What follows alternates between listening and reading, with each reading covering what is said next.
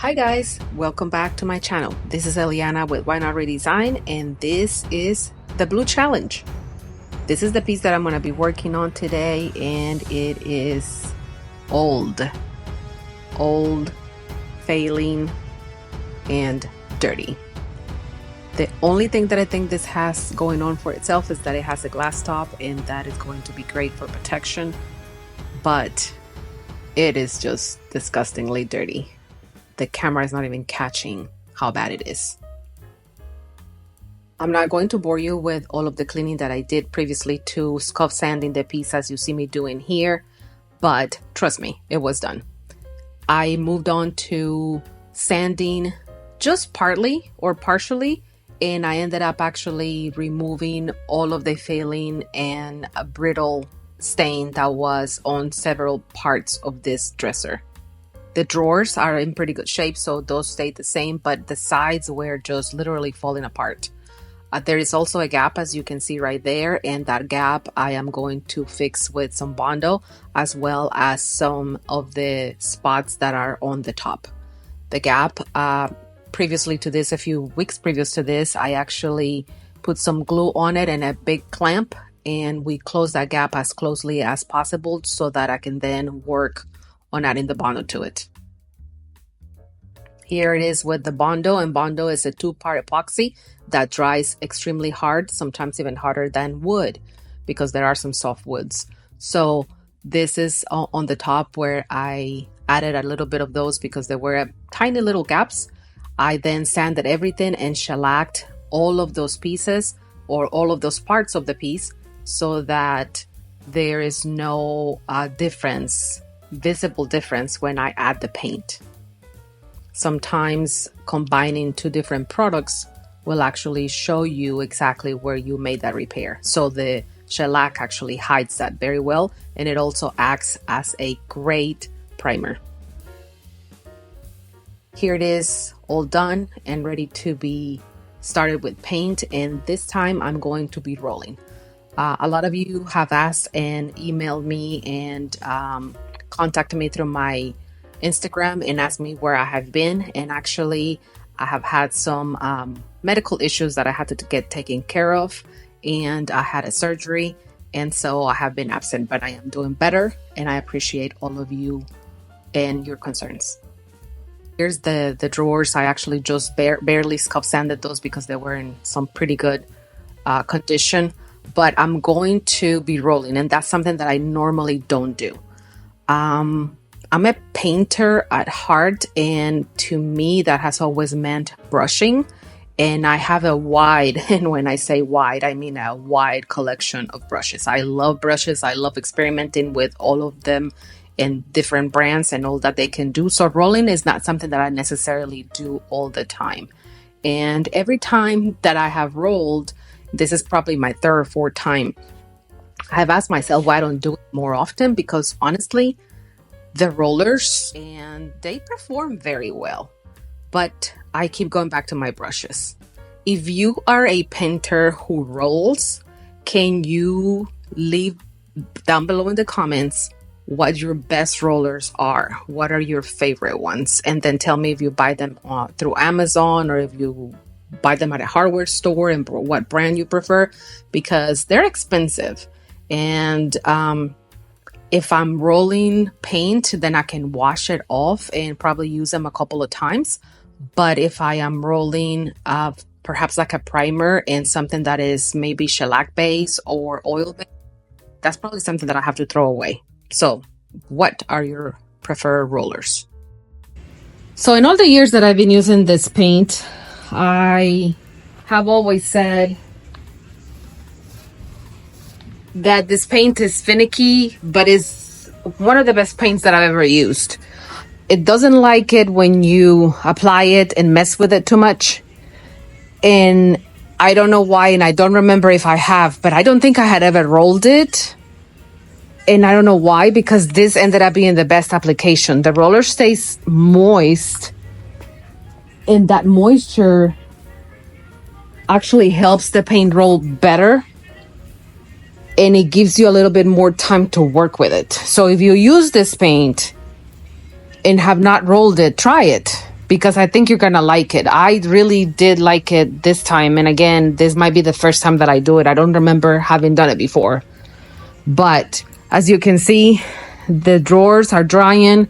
I think I'm gonna give it a second coat just anyway, because it has very good coverage, but just because everything is better with 2 coats minimum. So I think I will do that. I'm gonna let this dry, come back and do the second coat later today or tomorrow, and then start my faux finish.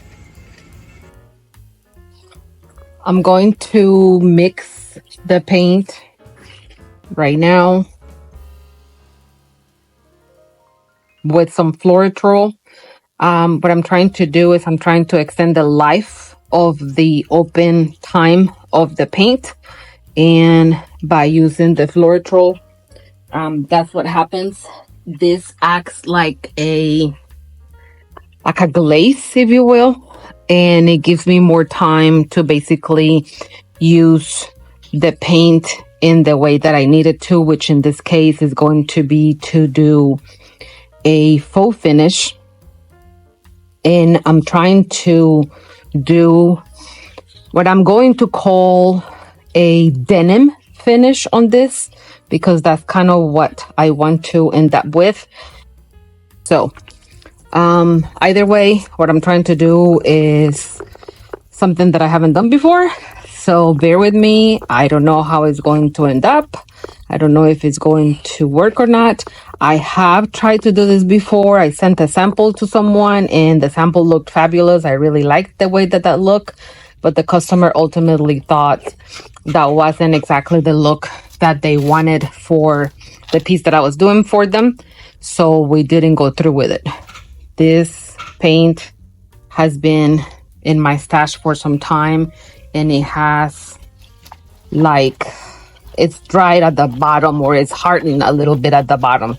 So it has some consistency that is a little bit thicker than normal. I'm going to use some Fluorotrol. And normally when I do glaze, I do more glaze than paint. In this case, I'm going to do more paint than glaze. I'm probably going to do like a 60-40 mix. So I've applied that. I don't think you can see the paint. Maybe. I don't know. But right there, you can see it better. So I'm going to mix this thoroughly and then go start applying it.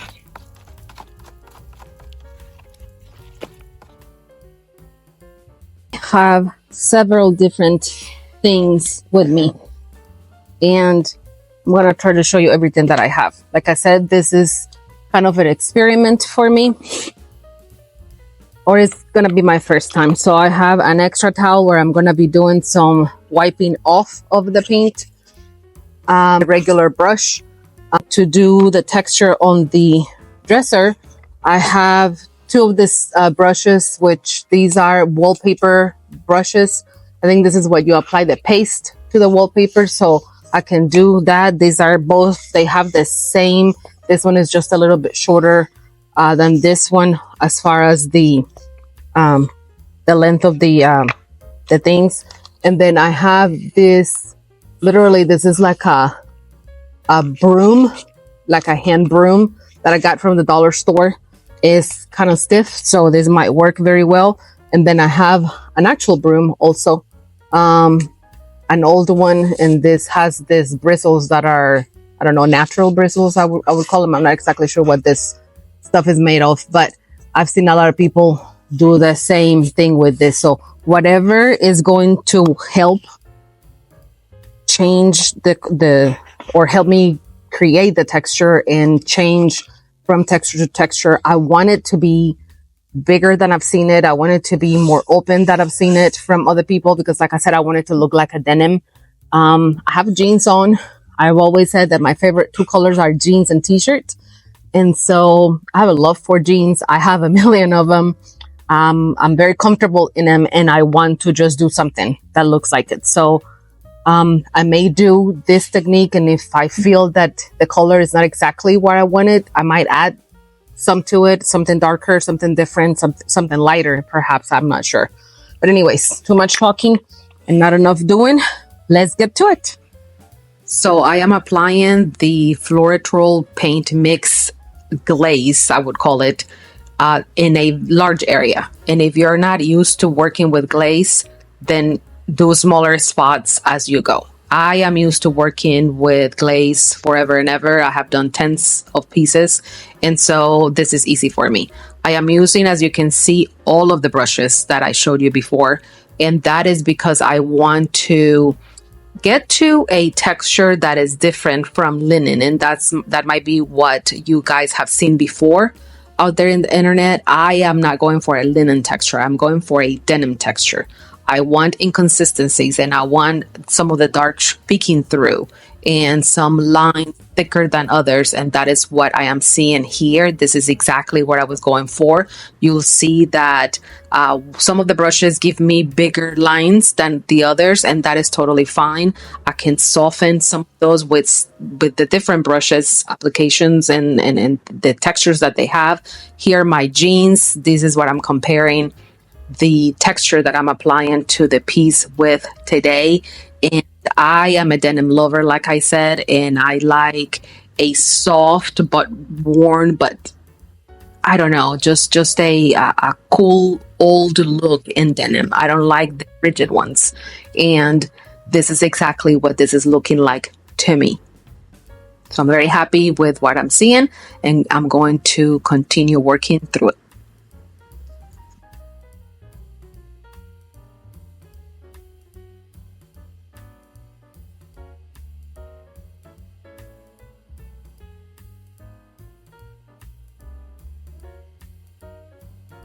When I got to the top, I went and grabbed one of these wall paint applicators, those that you use normally when you get to like the corners or the edges of the rooms.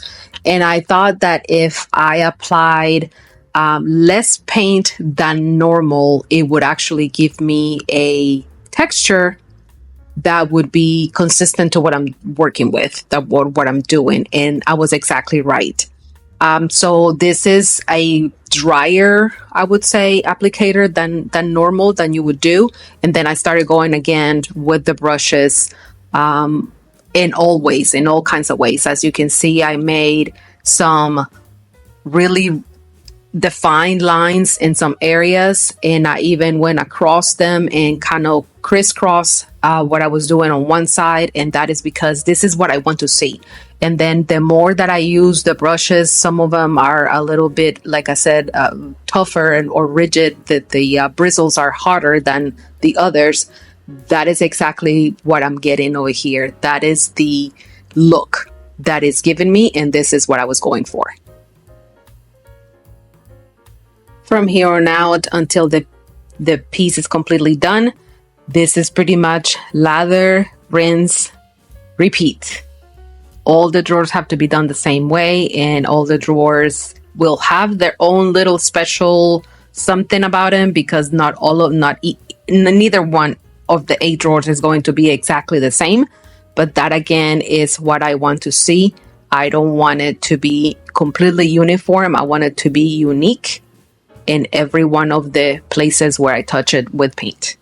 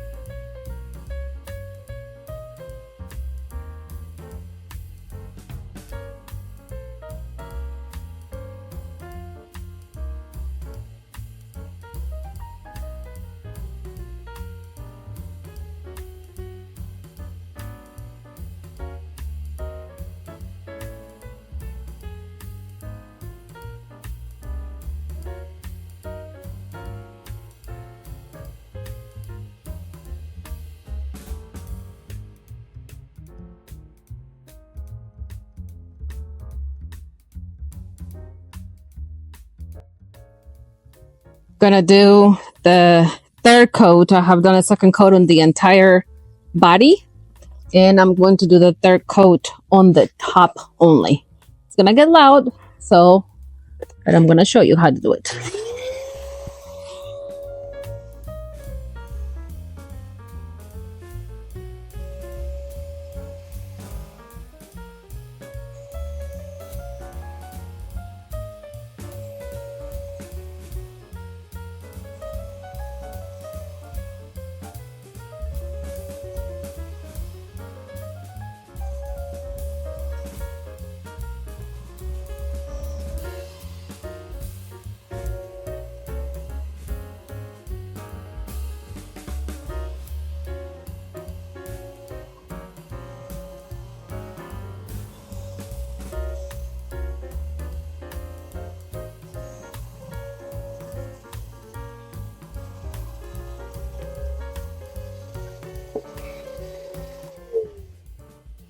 Simple, quick, and perfect. I also like to do a third coat on the tops of the drawers because a lot of people grab the drawers from the top. And that, when I say the top, I mean by here. So I normally go over each edge of the top of the drawer a third time when I do the third coat on the top of the dresser. And the top of the dresser for me always has at least 3 coats. When the people tell me it's for a kid or something that's going to be used a lot like a buffet, I may even do 4. This is satin and it's just my preferred top coat. I decided to go with the same hardware. I'm going to be gilding it with some wax. I'm going to use a copper and a bronze together, and that is to give it a color that would be on some, like on jeans, the little buttons that the jeans have. So that's what I'm gonna be doing now.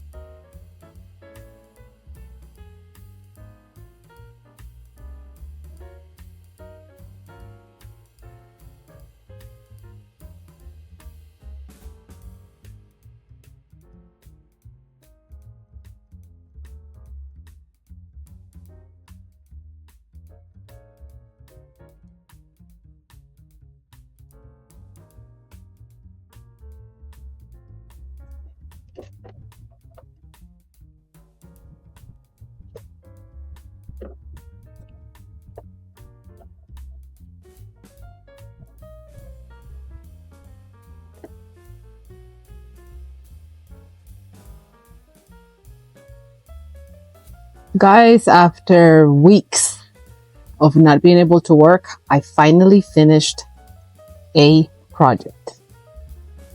And I present Denim as part of the Blue Challenge, hosted by Andy at FlipFlop. This challenge literally fell on my lap. I have been working on this dresser for weeks and weeks, and this was always the idea, to do something in blue because I love denim, and to have this type of faded look on it. I always wanted to do the navy underneath and then use this extra color or colors on top and work with a pattern that was not a pattern. It was more of a texture and different things that I had never used before. I love being able to do this and adding the gilding waxes on the knobs, which I ended up breaking 3 off. So now there's 2 different types, but they work well together. Worked out really well because it looks like the little knobs on the denim. The liner that I went with is fun and it's different, but it's very cohesive with the piece. And I really like the way that this turned out, you guys. Thanks again for being here this week. I really appreciate all of the messages, all of the emails, everything that has been sent to me in the last couple of weeks that I have been absent.